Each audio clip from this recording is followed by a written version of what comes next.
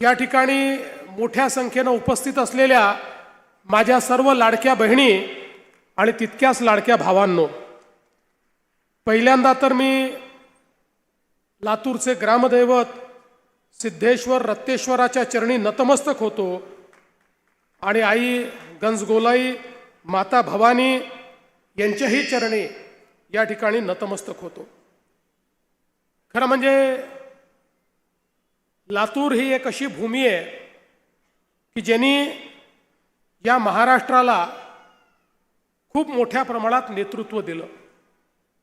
आपल्याला कल्पना आहे, या ठिकाणी चाकूरकर साहेबांचा उल्लेख झाला।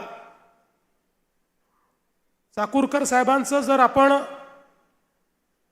एकूण राजकीय आयुष्य बघितलं तर ज्या प्रकारे नगराध्यक्षापासनं तर लोकसभेच्या अध्यक्षापर्यंत आणि महाराष्ट्रातल्या मंत्र्यापासनं देशाच्या गृहमंत्र्यापर्यंत त्यांनी ज्या पद्धतीनं कारभार चालवला, राजकारणामध्ये अशा प्रकारचे लोक हे आपल्याला विरळ दिसतात।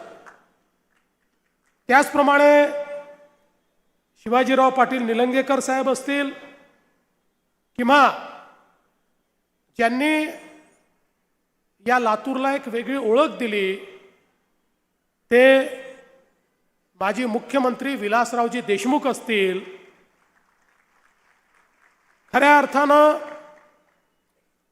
विलासरावजी देशमुख एक असं नाव आहे की जे पक्षाच्या पलीकडे ज्या नेत्यांचा आपण या महाराष्ट्राच्या जडणघडणीमध्ये मोलाचा वाटा आहे म्हणून ज्यांचा आपण आदर करतो, त्यातलं एक प्रमुख नाव हे विलासराव देशमुखांचं आहे। हे सांगताना मला या ठिकाणी कुठलाही संकोच नाही। आणि म्हणून 2 दिवसापूर्वी या ठिकाणी काही गोंधळ तयार झाला, काही कन्फ्युजन झालं। आमचे अध्यक्ष या ठिकाणी आले होते, ते बोलत असताना त्यांना त्या ठिकाणी हे सांगायचं होतं की राजकीय दृष्ट्या आपल्याला नवीन रेकॉर्ड तयार करायचं आहे, पण कदाचित त्यांचे शब्द हे चुकीच्या पद्धतीने गेले असतील, त्याबद्दल त्यांनी दिलगिरी व्यक्त केली आहे। पण मी जाहीरपणे सांगतो, काँग्रेस पक्षाची आमची लढाई असली तरी विलासराव देशमुखांबद्दल आम्हाला नितांत आदर आहे। या महाराष्ट्रातलं एक महत्त्वाचं नेतृत्व ते आहे।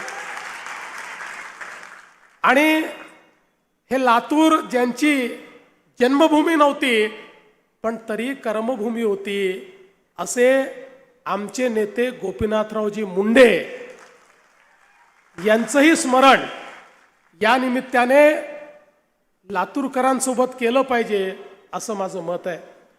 आणि म्हणून खऱ्या अर्थानं मला असं वाटतं की या भूमीमध्ये नेतृत्व तयार करण्याचा एक गुण आहे। आणि म्हणूनच आजही आपण पाहतो, मंचावर बसलेली जी आपली नेते मंडळी आहे, या प्रत्येकाने अतिशय चांगल्या पद्धतीनं या लातूर शहराच्या आणि लातूर जिल्ह्याच्या विकासाकरता या ठिकाणी काम केलं। खरं तर बंधू भगिनींनो, आता या ठिकाणी महानगरपालिकेची निवडणूक आहे। विधानसभेच्या निवडणुकीच्या वेळी डॉक्टर अर्चनाताई पाटील यांनी